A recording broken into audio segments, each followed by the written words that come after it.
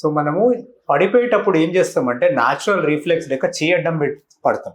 So that is called a fall and out stretch hand. ఈ out stretch hand మీద పడితే ఎక్కడైనా fracture అయ్యే ఛాన్స్ మనకు ఉంటుంది. అంటే కామన్ గా రేడియస్ లో ఫ్రాక్చర్ అవుతుంది, ఎందుకంటే సడన్ గా బెండ్ అవుతుంది. కానీ మనకి ఫోర్ ఆర్మ్ లో కానీ ఎల్బోలో, షోల్డర్ లో కూడా, ఆర్ సమ్ టైమ్స్ క్లావికల్ కూడా చాలా కామన్ గా కాలర్ బోన్ కూడా ఫ్రాక్చర్ అవుతుంది అట్లాంటి ఇంజురీకి. సో మనకి ఫ్రాక్చర్ అయ్యే లక్షణాలు ఏమైనా ఉన్నాయో చూడాలి ఫస్ట్. మనకి ఏంటంటే బోన్ జరుగుతున్నట్టు ఏమైనా సౌండ్ రావడం, ఆర్ వంగిపోయినట్టు ఫీలింగ్ రావడం, ఎస్పెషల్లీ రేడియస్ లో అయితే రిస్ట్ కొంచెం వంగిపోయి ఉంటుంది, ఆర్ మూవ్మెంట్ రాకపోవడం, సివియర్ పెయిన్ ఉండడం, స్వెల్లింగ్ ఉండడం. ఇటువంటి ఏ ఫ్రాక్చర్స్ ఉన్నా కానీ ఫ్రాక్చర్ ఎక్కడ ఉంది, మనకి ఏ బోన్లు ఉంది, ఎంత డిస్ప్లేస్ అయింది, ఎన్ని ఫ్రాగ్మెంట్స్ అయింది దాన్ని బట్టి మనకి ఏం ట్రీట్మెంట్ చేయాలో డిసైడ్ చేస్తారు. ఐదర్ కరెక్షన్ చేసి ప్లాస్టర్ వేయాలా ఆ అతికే వరకు, లేదంటే కేవైర్స్ చేయాలా, లేదంటే సర్జరీ చేయాలని. సో ఇదంతా మనకి ఎక్స్రే తీయడం ఆల్మోస్ట్ కంపల్సరీ అయిపోతుంది. సో మీరు కింద పడ్డారు, చేయి మీద అవుట్ స్ట్రెచ్ హ్యాండ్ మీద పడ్డారు అంటే మీ డాక్టర్ డీటెయిల్ గా క్లినికల్ ఎగ్జామినేషన్ చేస్తారు. Right from the collar bone మీకు పెయిన్ ఉన్నా లేకున్నా డీటెయిల్ ఎగ్జామినేషన్ చేసి మీకు ఎక్కడైతే ఫ్రాక్చర్ అయిందని అనుమానం ఉందో ఆ పార్ట్ ఎక్స్రే తీసి దానికి ఏం ట్రీట్మెంట్ చేయాలో ఎక్స్రే చూసి చెప్తారు మీకు. Thank you.